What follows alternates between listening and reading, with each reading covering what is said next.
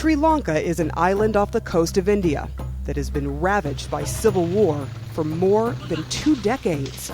In 1983, a separatist militant group felt the government was trampling the rights of the Tamil people. And so, a bloody insurgency began.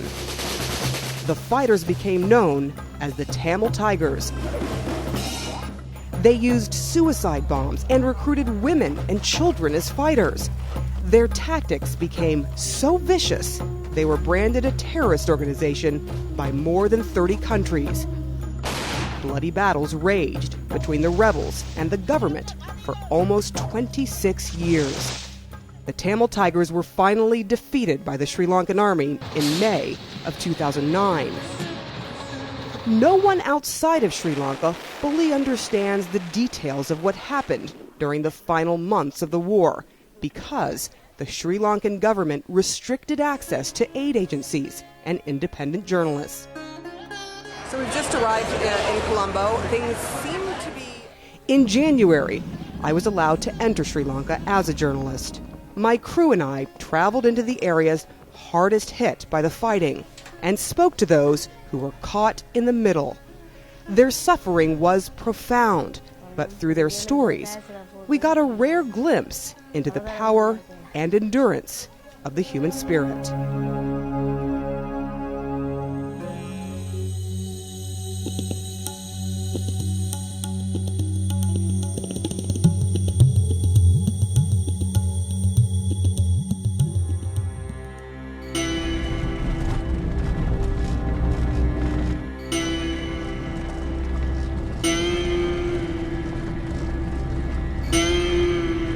The government had agreed that we would be able to travel up to the north and speak with people, go to the camps, see what they're doing for redevelopment, for resettlement.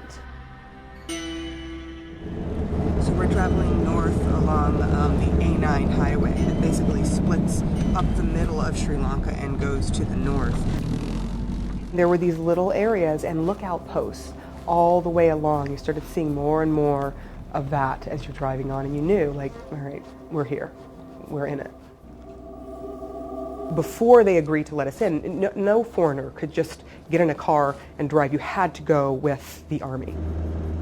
So that in and of itself, we were like, okay, well, at least they're allowing us to drive on our own. So we wanted to drive up to Jaffna. Jaffna's on the peninsula, so it's sort of the tip of Sri Lanka. And that's where we got the stories about the civilians caught in the middle of all this.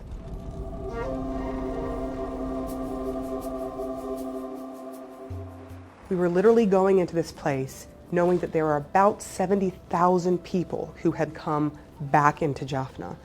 And there was this neighborhood filled with people who had all lived through the last few months of the war. We got out of the car, and the whole time I'm thinking, are we going to get anyone's story? Is anyone going to talk to us? What if they don't want to talk to us? And the first thing that we saw was that there was a gentleman, and he had no legs. And so I asked him, what happened?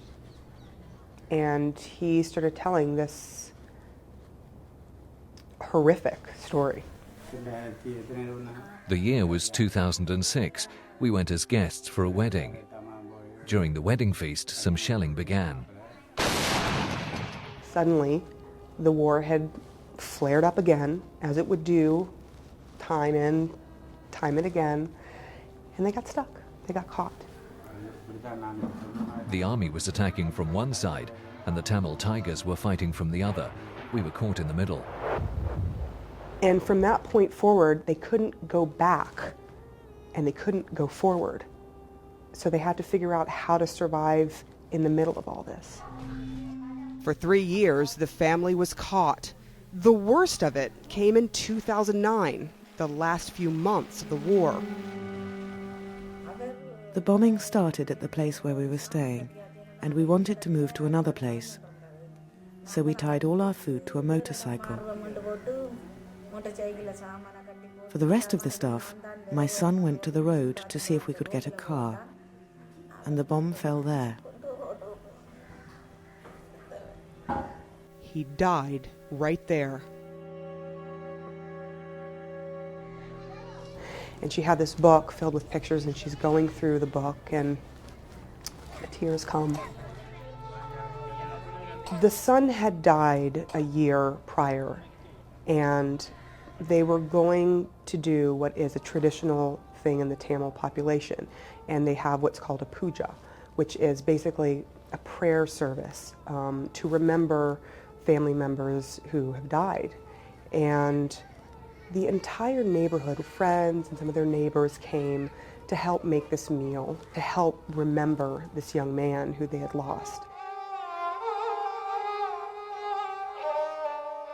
He was their only son.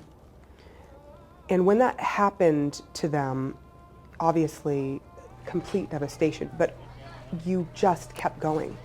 You had to, because otherwise you didn't survive.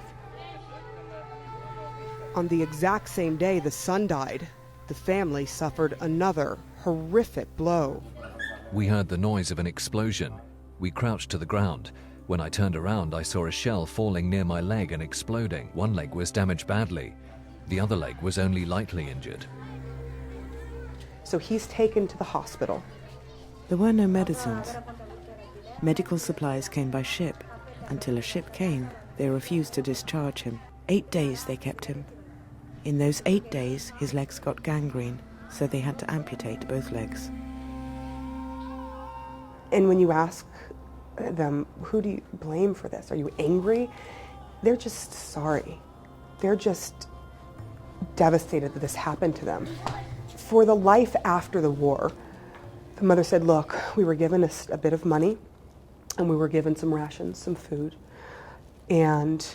but beyond that, we've got to figure out what to do. The only thing I can think of is to put up a shop that my husband can manage. I'll go to the market and bring merchandise, and my husband can sit in the store and manage it. That's the only thing I can think of. I don't know how else we're going to manage.